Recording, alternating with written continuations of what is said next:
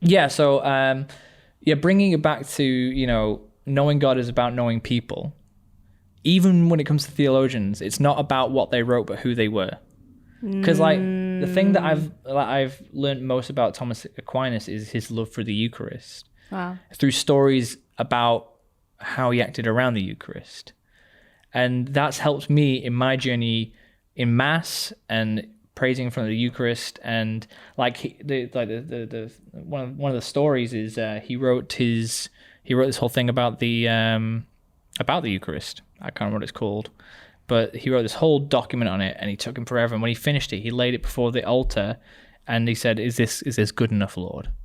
And Wow. then he God revealed to him the truth of it all, and he says, "It's all dust."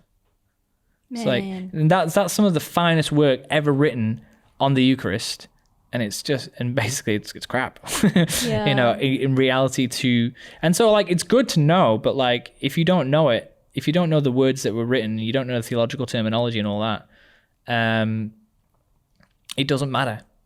You can still have as deep a relationship, if not deeper. I don't know if you can have a deeper relationship than Thomas Aquinas did with the Eucharist, but without knowing that stuff, because it's not about theology. It's about paying attention and living intentionally. When you go to Mass, it's like, why do we do the sign of peace when we do the sign of peace? Why do we kneel at this point? Why do we stand at this point? Pay attention to what the priest is saying. Listen to the words he says, and then why would that result in me kneeling down? What's the impact of what's happening on the altar right now? And then all of a sudden it makes sense. And you're not just kneeling because everyone else is kneeling.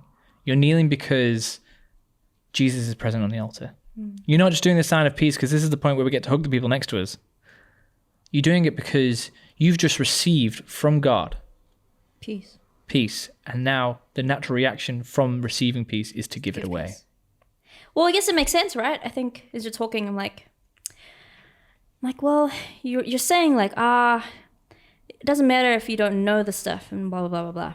But we're talking about knowing God. And so I was listening to you, but I was also having this other thought process in my head about what does it mean to know God then if it's not knowledge? But then I'm like, oh, God's a person. Yeah, he is a person, Well, but he's also not a person. Yeah, well, Christ is a person, but also He's also God. 200%. All these you guys, if I'm saying anything heretical, please. Yeah, please leave in the comments. Please be gentle with me and whatever. But we're not, God isn't an idea. Mm-hmm. So it makes sense that we don't approach it like an idea. Yeah. And theology is an abstraction. It's a product of prayer. Ooh. It's I like that. Well, it's very good. That's why. We're so hip. We're so down with the kids. So